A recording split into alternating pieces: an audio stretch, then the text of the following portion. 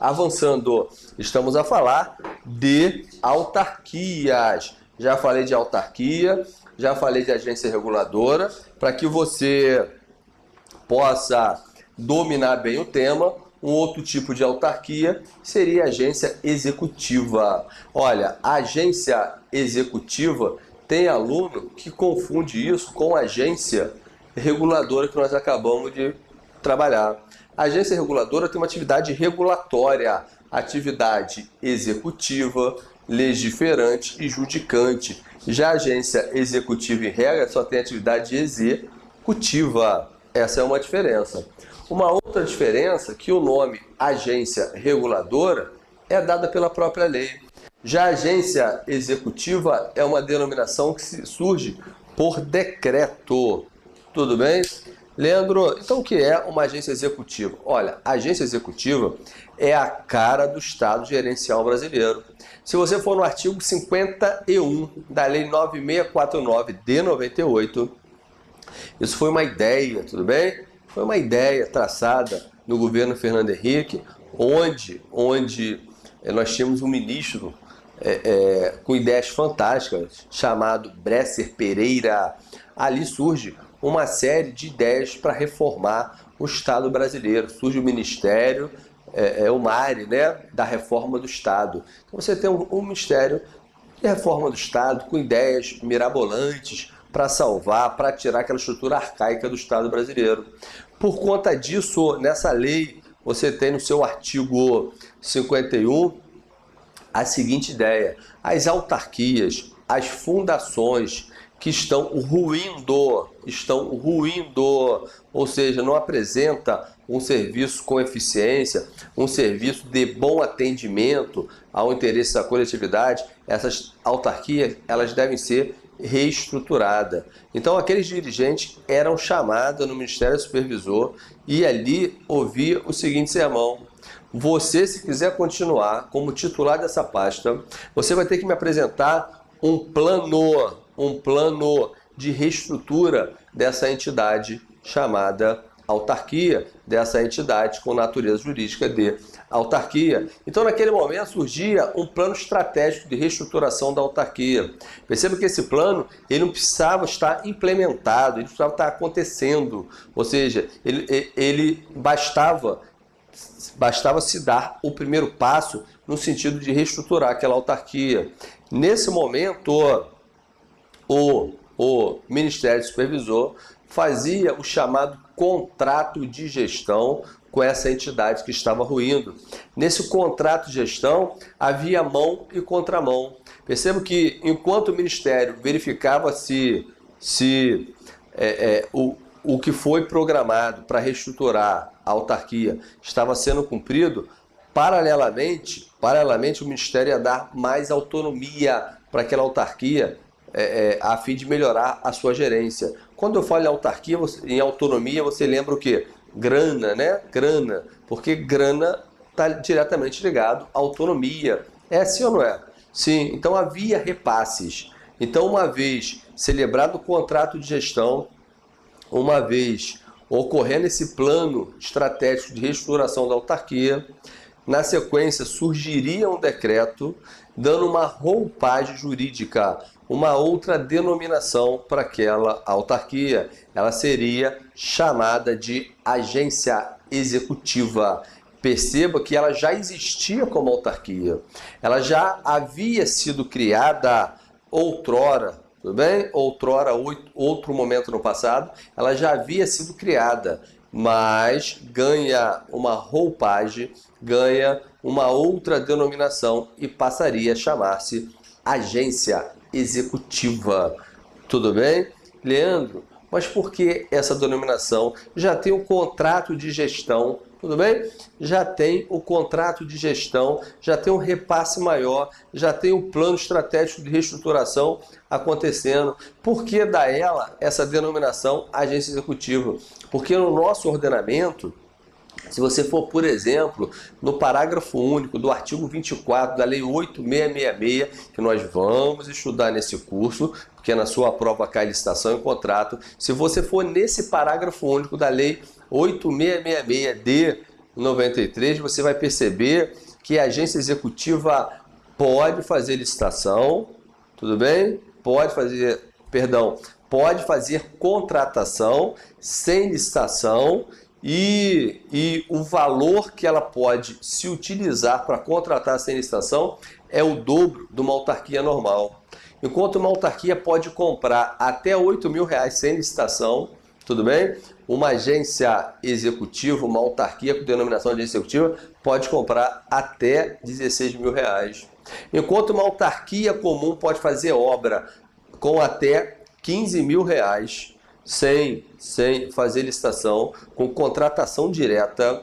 Note que a autarquia, que é a agência executiva, pode fazer obra até R$30.000. Então perceba que o valor da dispensa de licitação é o dobro de uma autarquia normal. Tudo bem? Essa informação é muito importante para a sua prova. Então a agência executiva licita pelo dobro. A agência executiva tem contrato de gestão. A agência executiva tem um plano estratégico de reestruturação. A agência executiva não é a mesma coisa que a agência reguladora.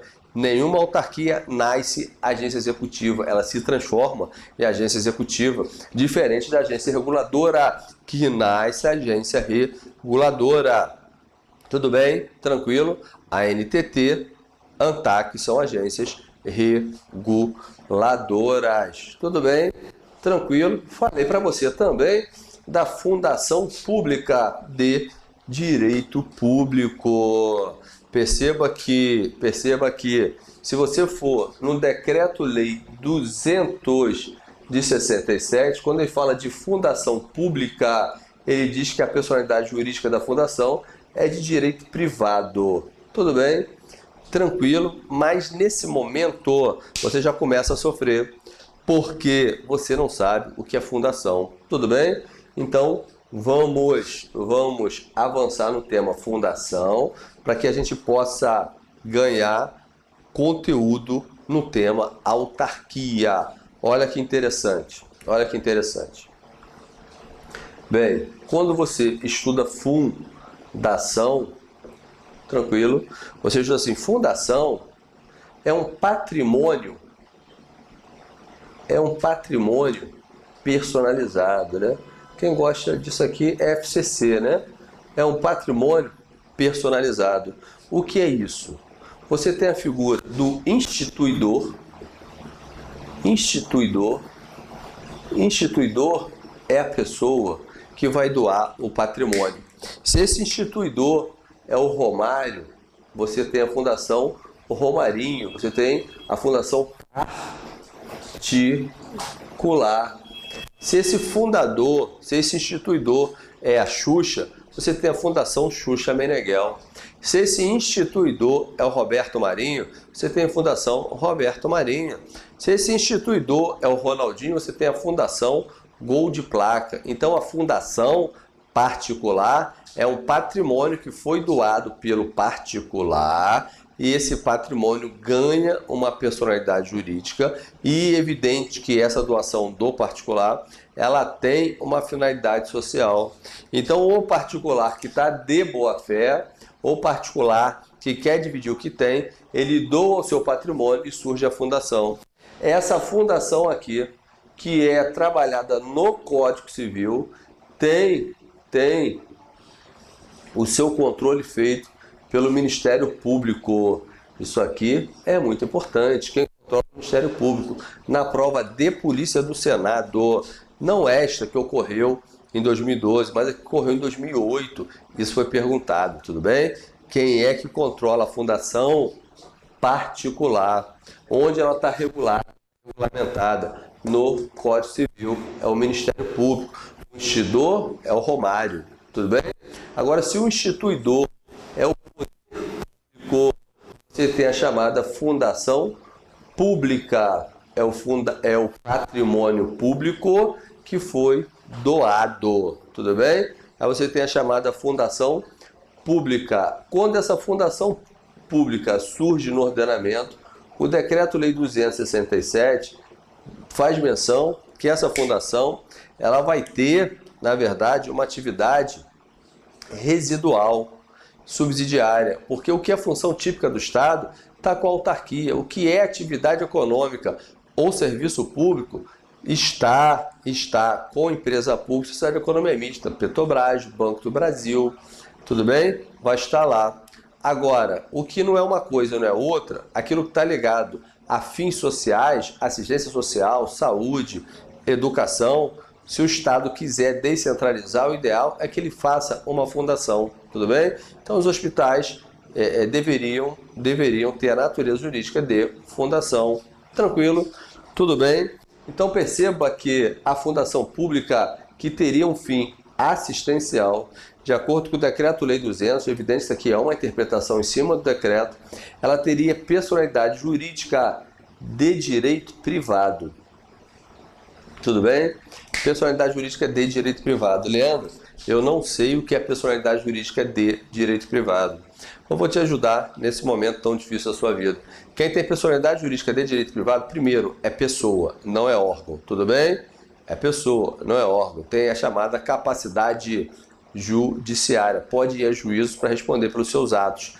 Tem bens próprios, tudo bem? Tem bens próprios, faz proposta orçamentária. Tem uma auto-administração.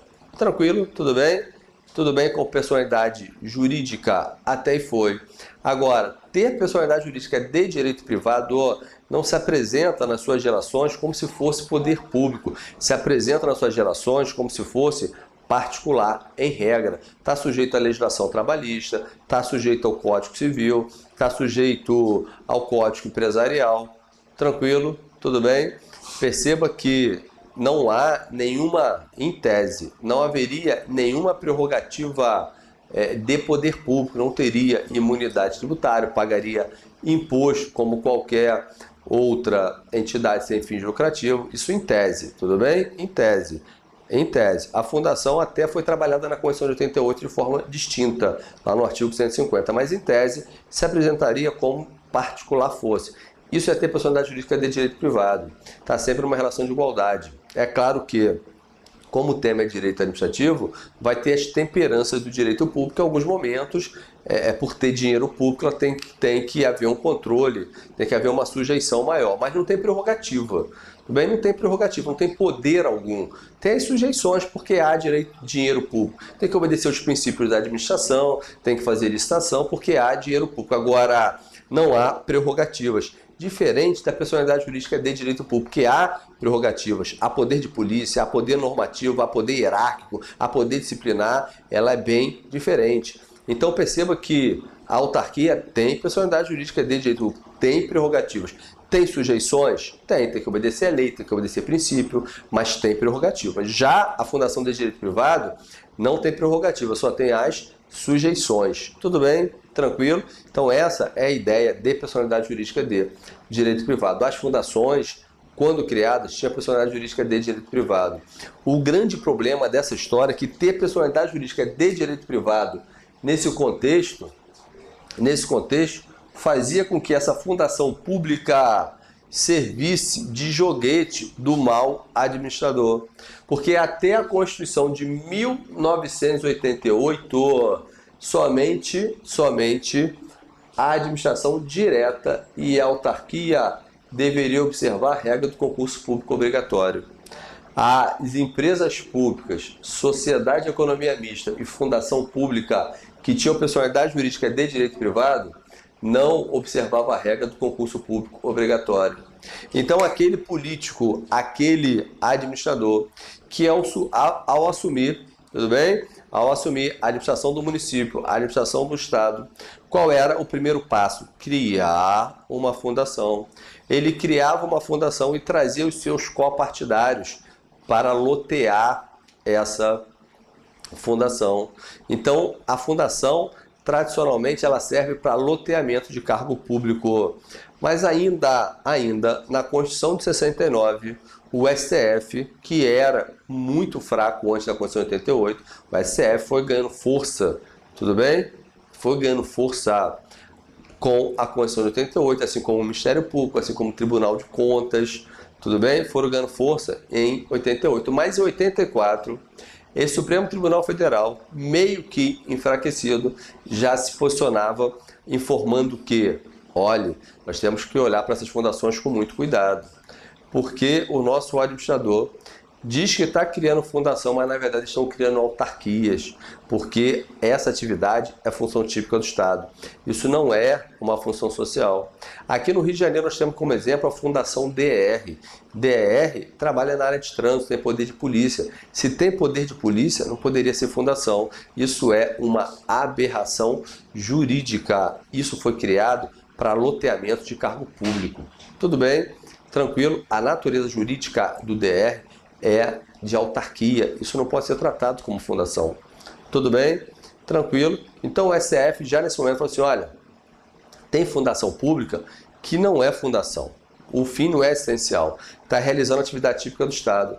Essa fundação pública que realiza atividade típica do Estado deve ter personalidade jurídica de direito público. Então naquele momento ele dizia, olha, essa fundação aqui, embora tenha o nome de fundação, tem que ter concurso público, porque na verdade ela tem natureza autárquica. Tudo bem? É evidente que a Constituição de 88 deu uma moralizada, porque disse que, olha, tanto na administração direta quanto na indireta, eu quero concurso público sempre. Então, sendo direito público ou direito privado após 88, o concurso público era obrigatório. Tudo bem? Tranquilo? Bem, essa foi uma modificação. Uma outra modificação que também está no seu edital, lá no artigo 37, no seu edital tem o artigo 37, o artigo 37 diz que fundação pública, ela vai ser criada por lei, tudo bem? Por lei. Agora, a área que ela vai atuar não é da cabeça do administrador. O Poder Legislativo tem que se manifestar, fazer uma lei complementar, que é uma lei que tem um rigor maior para sua aprovação, tem que fazer uma lei complementar e dizer, olha, fundação só pode atuar nessa área, nessa área, nessa área e nessa área. Então perceba que o legislador, né, o constituinte originário, aquele que montou a Constituição de 88, tenta se proteger do constituinte de 69, do legislador de 69, do administrador do período ditatorial, daquele ato autoritário onde as atrocidades eram tamanhas, tudo bem? Onde o filho chorava e mãe não via. Então perceba que aquele período faz com que nós hoje tenhamos dois tipos de fundação. Uma fundação pública de direito público, que é na verdade uma autarquia, e uma fundação pública de direito privado. Essa é a fundação propriamente dita. Tudo bem? Tranquilo? Então quando alguém disser para você assim, olha, fundação pública de direito público, que é isso? É uma espécie de autarquia, porque embora tenha a denominação fundação, exerce função típica de Estado. Agora, as fundações que são criadas desde 88 só pode atuar em áreas definidas em lei complementar. Tudo bem? Tranquilo? Bem, professor, você falou também dos conselhos que controlam profissões regulamentadas. Verdade.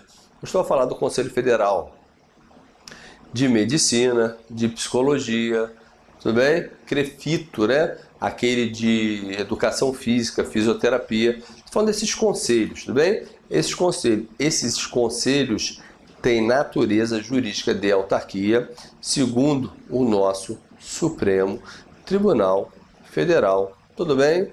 Tranquilo? Perceba que nessa mesma lei 9649 foi mencionado a natureza jurídica desses conselhos, dizendo que eles tinham personalidade jurídica de direito privado, que não eram autarquias. O STF falou assim, negativo.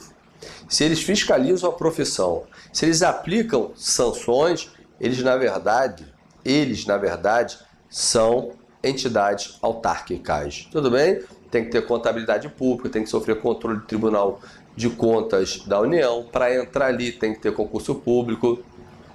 Aí você nesse momento assim, professor, mas nada disso acontece, tudo bem? Perceba que nesse país aqui, lei não se cumpre, Constituição não se cumpre, decisão do STF também não se cumpre, tudo bem?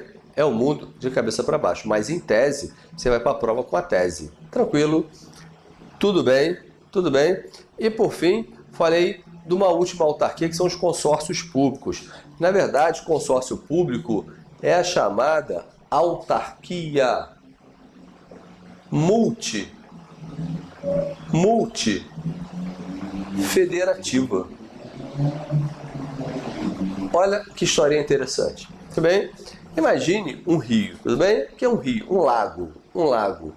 Esse lago banha o município 1, banha, que é limítrofe do município 2, que é limítrofe do município 3, que é limítrofe do município 4, que é limítrofe do município 5, que é limítrofe do município 6. Tudo bem? Tranquilo? Vamos imaginar que esses municípios aqui, tranquilo, esses municípios aqui, sobrevivesse da pesca. Esse lago é cheio de peixe, tranquilo?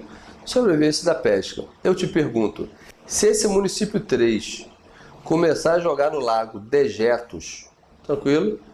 Começar a poluir o lago, todos os municípios vão perder com essa poluição? Sim, todos os municípios vão perder com essa poluição. Perceba que o ideal aqui é que esses municípios montem uma estrutura desvinculada de suas administrações e que aqui você tenha as representações de todos os municípios nessa estrutura. Tudo bem? Que você tenha todas as representações nessa estrutura. Então você tem uma pessoa jurídica município 1, uma pessoa jurídica município 2, uma pessoa jurídica. Perceba que quando pessoas se associam, você tem a chamada associação pública. Como a personalidade delas é de direito público, você tem uma associação pública de direito público.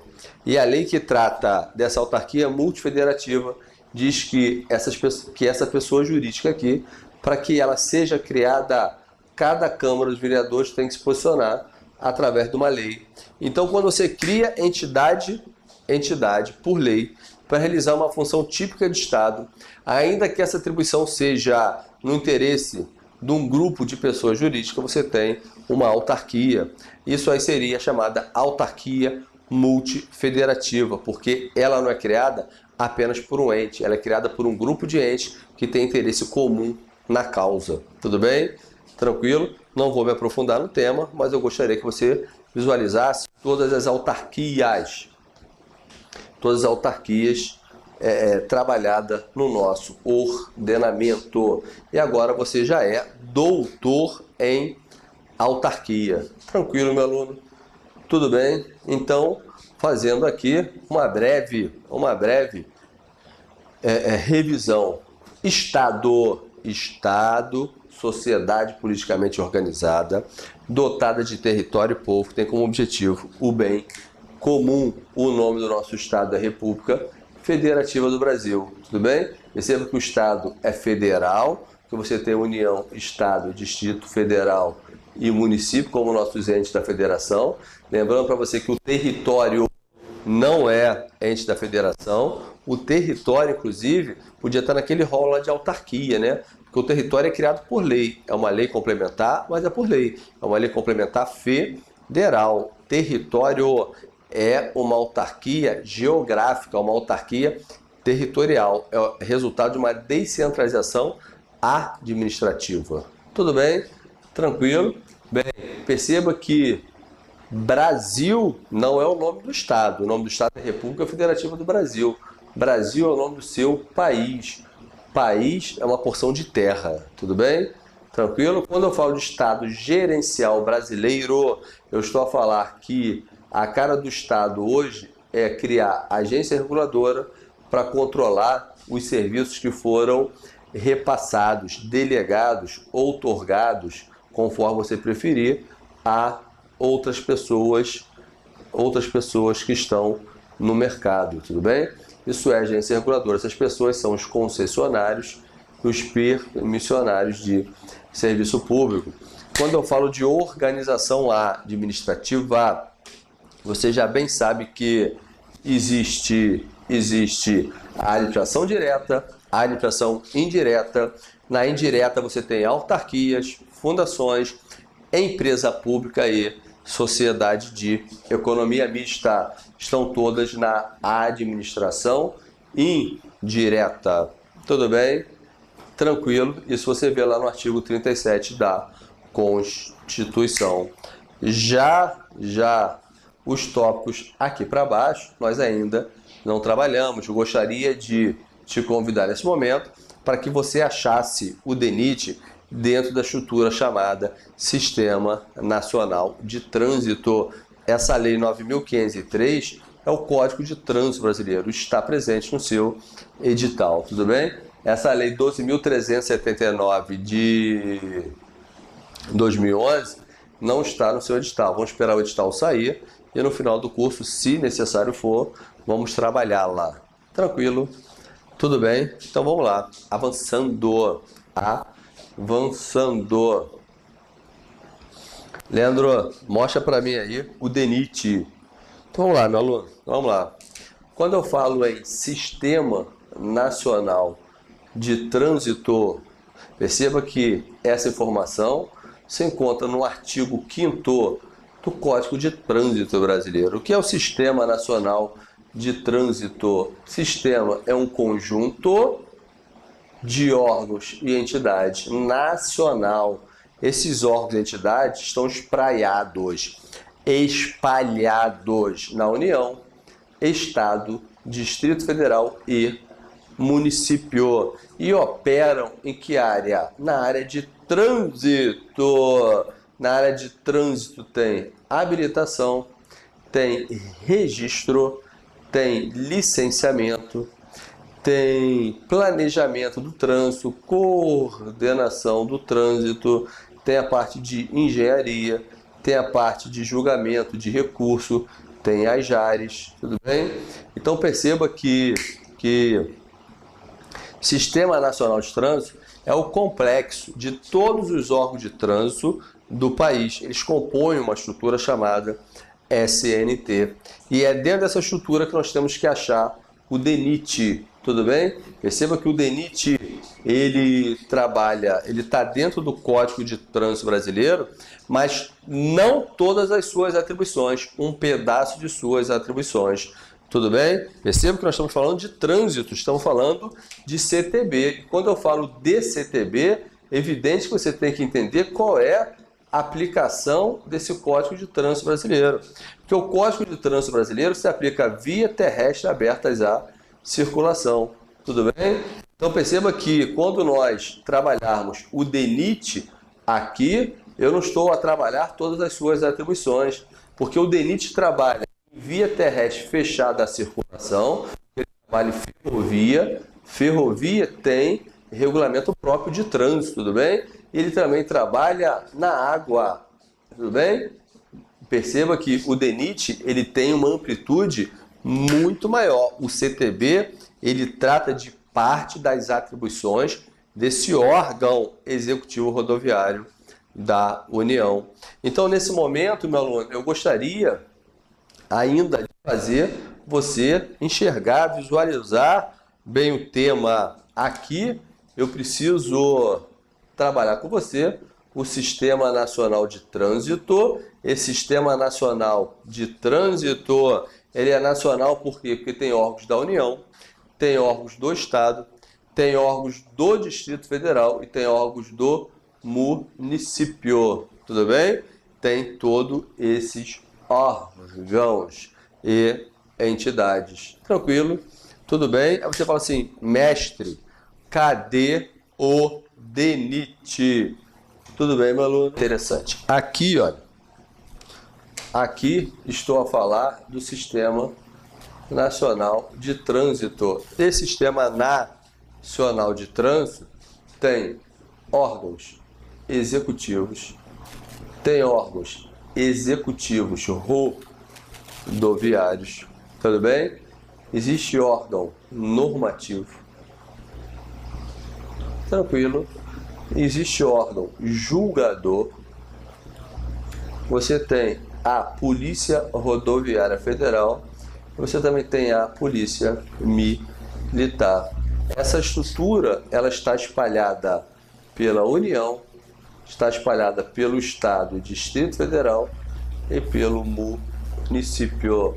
Mas para eu iniciar a falar do tema, nesse momento você tem que fazer uma observação no seu caderno e trabalhar o tema órgão executivo de trânsito e o tema órgão executivo rodoviário.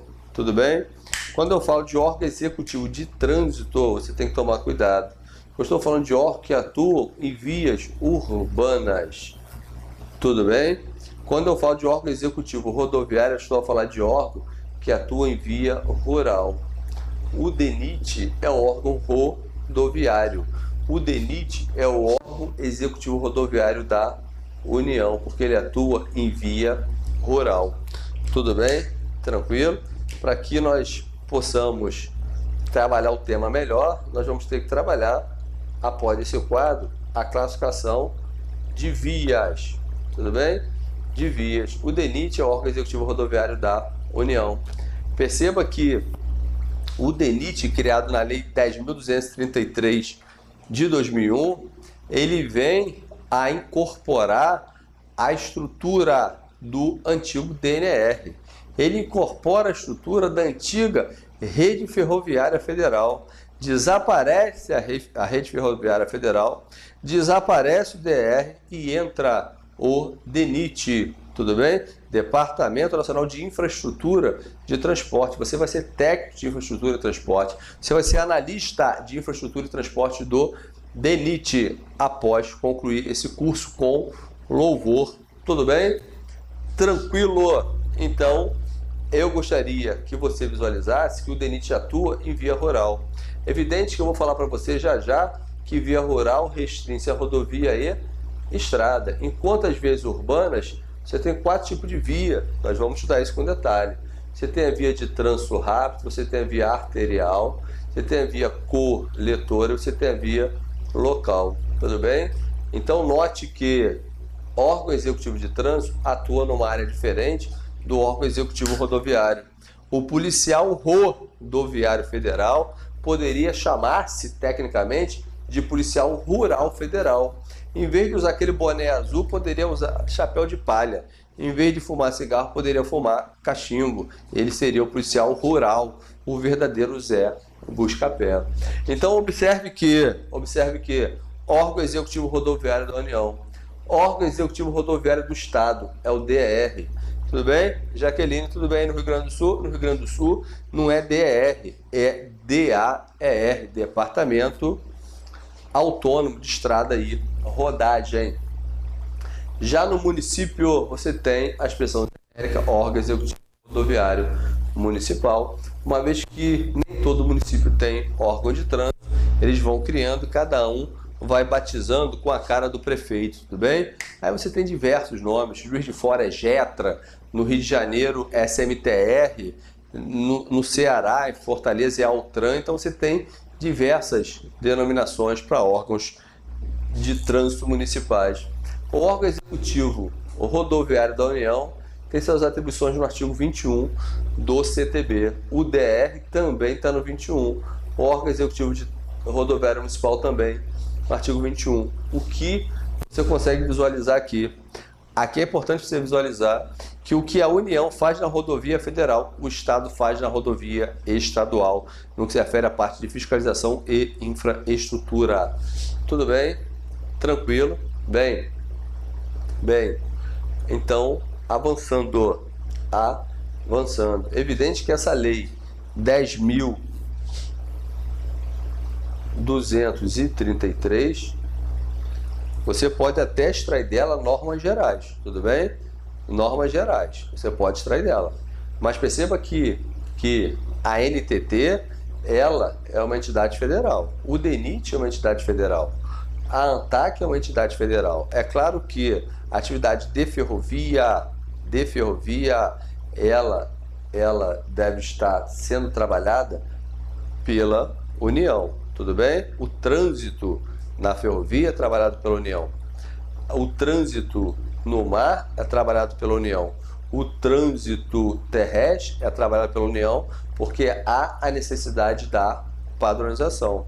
Agora, lei para criar agência reguladora e lei para criar autarquia, cada ente faz a sua, tudo bem? Cada ente faz a sua, tranquilo?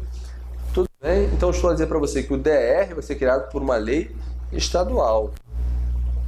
O DENIT, uma lei federal. Tudo bem? Tranquilo? Bem, avançando. Já a Polícia Rodoviária Federal só atua em rodovia federal. Ela não atua em via estadual nem via municipal. No entanto, a PM é basicamente uma polícia do Estado. Tranquilo? Que quando faz convênio, trabalha até com o secretário de transporte, mas a regra municipal, né? A regra é autuar para o DETRAN. Cadê o DETRAN aqui? O DETRAN é o órgão executivo de trânsito do Estado. Ele aparece aqui. No Rio de Janeiro, você tem a SMTR. Tranquilo? Peguei o Rio de Janeiro, por exemplo, como órgão executivo de trânsito municipal. O órgão executivo de trânsito da União já seria o DENATRAN. Aqui você observa uma sistemática completamente diversa, tudo bem? Porque o DENATRAN é um órgão da União, tem suas atribuições no artigo 19 e é o órgão máximo de trânsito, está ligado ao Ministério das Cidades, que é o coordenador do sistema, tudo bem? Já o DETRAN está no artigo 22, está ligado à Secretaria de Transporte. A SMTR está no artigo 24, também está ligado à Secretaria de Transporte do município. Agora, quem é que cria as normas de trânsito? Quem é que complementa o conteúdo do Código de Trânsito Brasileiro? É o CONTRAN, tudo bem? É o CONTRAN. Perceba que no Sistema Nacional de Trânsito, o conselho é o CONTRAN. Você vai estudar nesse curso Sistema Nacional de Trânsito, que você está estudando, você vai estudar o Sistema Nacional de Viação, que está ligado à interligação de todos os modais de transporte de todas as vias do território nacional. Esse Sistema Nacional de Trânsito, ele tem ligado a ele um conselho, que é o CONTRAN, Conselho Nacional de Trânsito. Já o Sistema Nacional de Viação, existe políticas públicas definidas na área de transporte do país por um conselho ligado à Presidência da República chamado CONIT, Conselho Nacional de Infraestrutura de Transporte, tudo bem?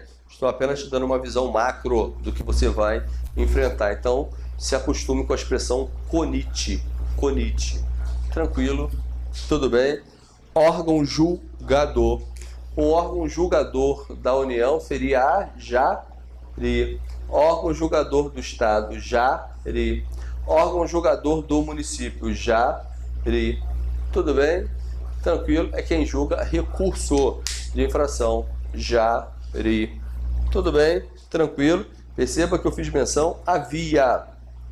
E não posso deixar de trabalhar com você a aplicação do CTB quando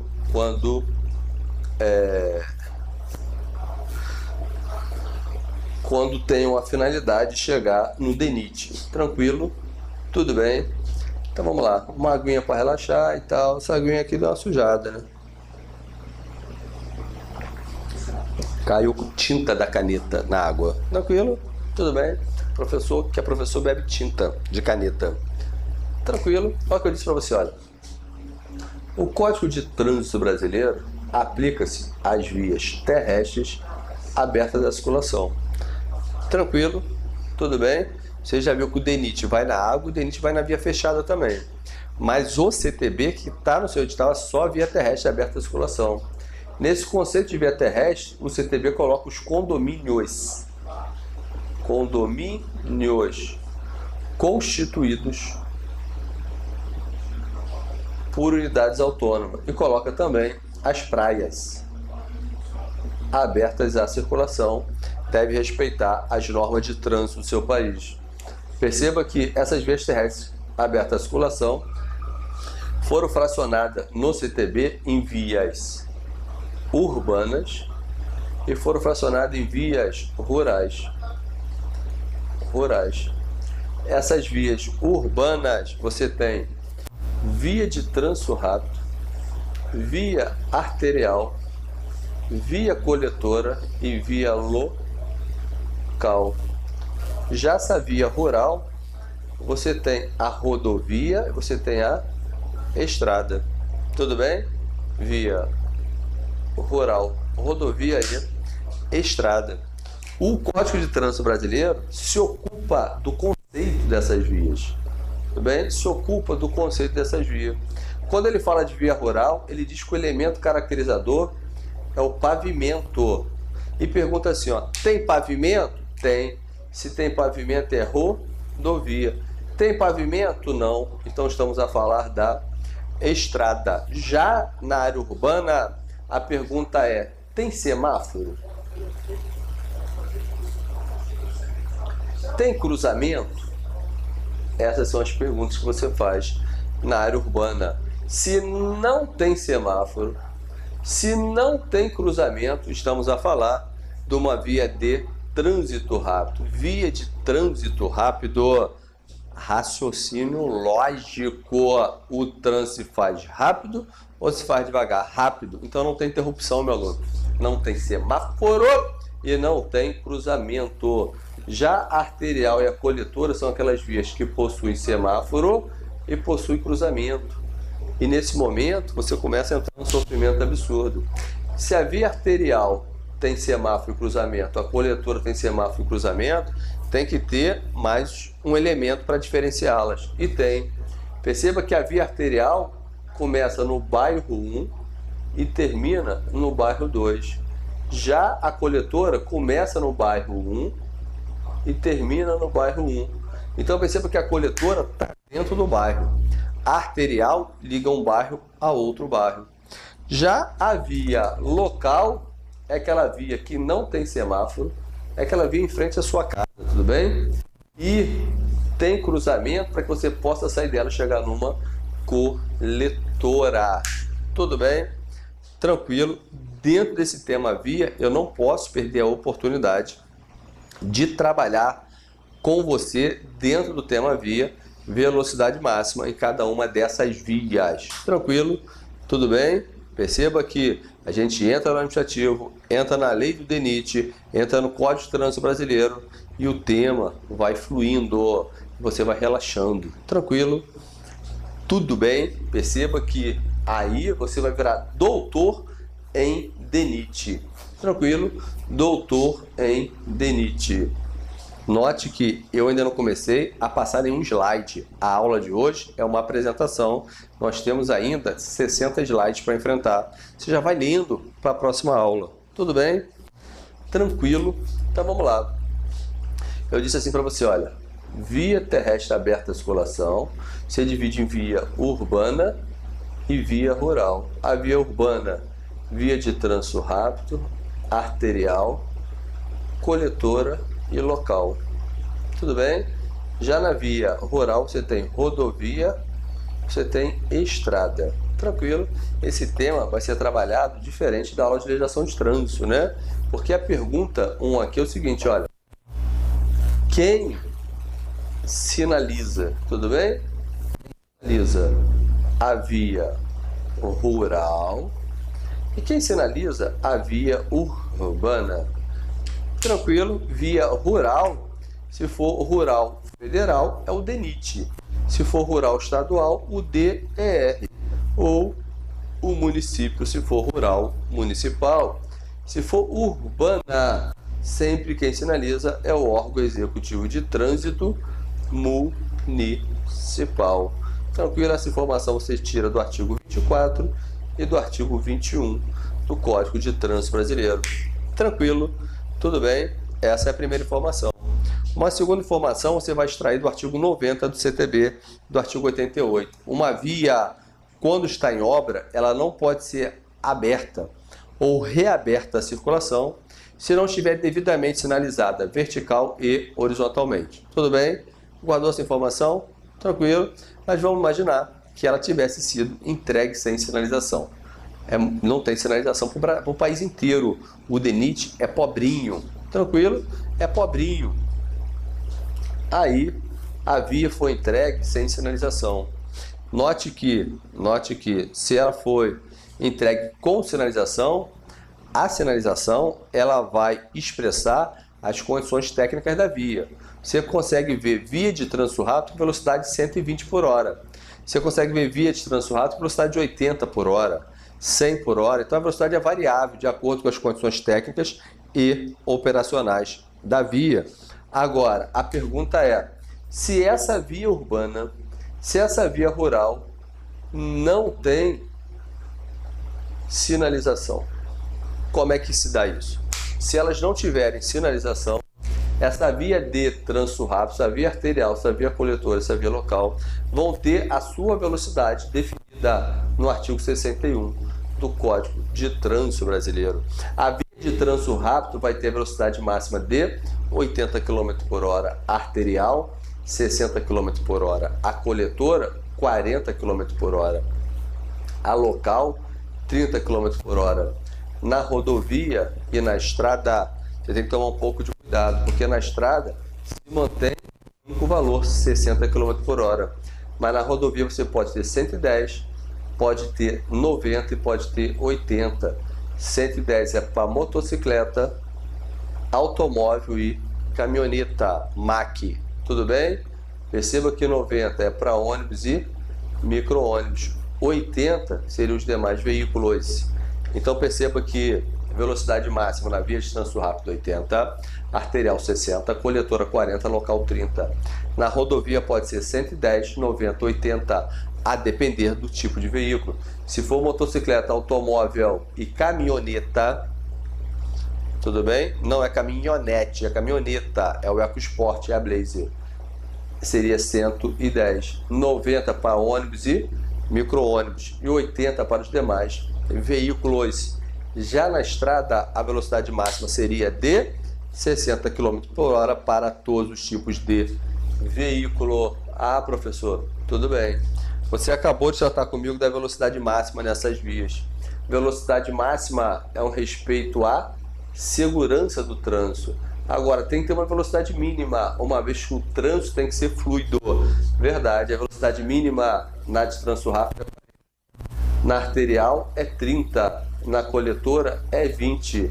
Não conseguiu entender a lógica ainda? Vou te ajudar, tudo bem? 2. Então na local será 15. Na rodovia pode ser 55, pode ser 45 e pode ser 40, a depender do tipo de veículo.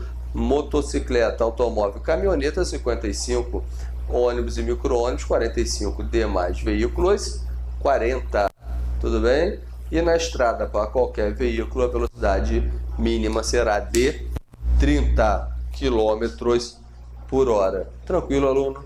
Tudo bem? Tudo bem? Bem, temos ainda 11 minutos de aula. Tranquilo? Tudo bem? O que nós vamos fazer? Vamos dar uma passadinha nos nossos slides para você poder dar uma desestressada. Então vamos lá. Não estou querendo começar nenhum tema novo no final da aula, porque senão a gente vai perder muito, né? Então vamos lá. Bem, o que eu coloquei aqui nesse começo é o seguinte, olha. Eu tive toda a preocupação de, nesse começo do curso, começar achando o tema transporte e trânsito na Constituição, achar o tema autarquia na Constituição, agência reguladora na Constituição e elenquei os dispositivos constitucionais para você entender de onde surgem essas regulamentações todas acerca do tema transporte. Perceba que transporte está ligado ao desenvolvimento do país, qualidade de vida da população, porque mexe no preço final dos produtos e mexe nos cofres públicos demasiadamente. Tranquilo? Tudo bem? Bem, o primeiro tópico que eu gostaria que você observasse é o caput do artigo 37, já que no seu edital você tem lá do artigo 37 ao 41 da Constituição. Então vamos gastar uma energia aqui, ó. Ele diz assim, ó, a licitação pública direta e indireta de qualquer dos poderes da União, do Estado, de Federal, dos municípios, obedecerá aos princípios da legalidade, impessoalidade, moralidade, publicidade e eficiência. Tudo bem? Redação dada pela emenda constitucional 19. Porque a eficiência, ela não estava aqui. A emenda constitucional 19 colocou eficiência aqui. Perceba que pergunta muito comum em prova é o seguinte, olha, antes, aqui é um marco, tudo bem? Emenda constitucional é o que altera a Constituição, 19 de 98. Após a emenda constitucional 19 de 98, a administração pública ganha como princípio expresso a eficiência. Expresso significa escrito. Aí ele pergunta assim na prova para você. Antes de 98, a eficiência não era um valor, não era um princípio da administração? Era ou não era? Era. Sendo que era um princípio implícito. Tudo bem? Tranquilo. Uma outra pergunta acerca desse artigo 37. Nós poderíamos ter uma autarquia ligada à estrutura do Poder Judiciário? Vá pensando aí. Tudo bem? Vá pensando aí, meu amigo Delano. Nós poderíamos ter uma autarquia ligada à estrutura do Poder Legislativo pela redação. Nós não temos, tudo bem? Mas pela redação do artigo 37 da Constituição, não há nenhum tipo de impedimento para essa criação, porque ele diz, olha, que a administração pública é direta e indireta de qualquer dos poderes, ou seja, qualquer poder pode ter ligado a si uma autarquia, uma fundação, uma empresa pública, sociedade de economia mista. Dentro da redação do 37, não haveria qualquer tipo de impedimento. Administração indireta de qualquer poder, tudo bem? E qualquer poder do Estado, Federal e dos municípios. Ele diz mais.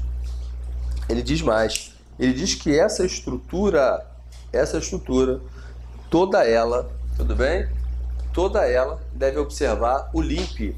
Então, olha que você tem de interessante aqui, olha. Você tem a informação de que, olhando para a administração pública federal, se aqui você tem a União, aqui você tem sua autarquia, aqui você tem a fundação, aqui você tem sua empresa pública, aqui você tem a sociedade de economia mista. Ele diz que todas essas entidades, tudo bem? Todas essas entidades devem observar o LIMP. LIMP seria legalidade, impessoalidade, moralidade, publicidade, eficiência. Perceba que os princípios devem ser observados por todas as entidades, tudo bem? Então perceba que as entidades elas estão sujeitas a esses princípios. Então perceba que numa empresa pública, numa sociedade de economia mista, numa fundação e numa autarquia, você necessariamente tem que fazer licitação, tudo bem? Porque a licitação está dentro dos princípios da administração pública, moralidade no gasto do dinheiro público, moralidade. Tranquilo? Tudo bem? Tudo bem? Então, perceba que a licitação, todas as entidades devem observar. A legalidade, todas as entidades devem observar. O concurso público, também todas as entidades devem observar. Mas note que essa estrutura chamada Estado, ela foi criada para atingir o bem comum. Então, por conta disso, o Estado ganha poder, o Estado entra na tua casa, o Estado te algema, o Estado te prende, mas faz tudo isso para atingir o bem comum, faz tudo isso para atingir o interesse público. Agora, nesse momento, você tem que pensar o seguinte: quem do Estado verdadeiramente tem poder, tem prerrogativa. Então note que dentro daquela estrutura ali, nem todos têm prerrogativa, só tem prerrogativa o Estado, tudo bem? O Estado, estou a falar da administração direta, ou quem realiza função típica do Estado. Então as prerrogativas que no direito administrativo chama-se de poderes administrativo, nem todas as entidades a possuem. Tem que ter personalidade jurídica de direito público, tem que agir, tem que ser criada no interesse da coletividade. Chama a atenção que DENIT, ANTT, ANTAC possui personalidade jurídica de direito público, possui prerrogativas, mas também tem sujeições, tudo bem? Mas também tem sujeições. Então, dessa forma, está desvendado o caput do artigo 37. É evidente que mais para frente nós vamos estudar detalhadamente do artigo 37 ao 41. Estamos numa aula introdutória. Tranquilo, meu aluno? Tudo bem? Nós vamos encerrar nossa aula aqui. Vou lá para frente do computador e você vai fazer perguntinhas, tudo bem? Eu vou responder as suas perguntinhas em tempo real. Um abraço, foi muito bom estar com você nessa aula introdutória e estudem. A finalidade foi cumprida, te apresentar a matéria. Um abraço e até a próxima.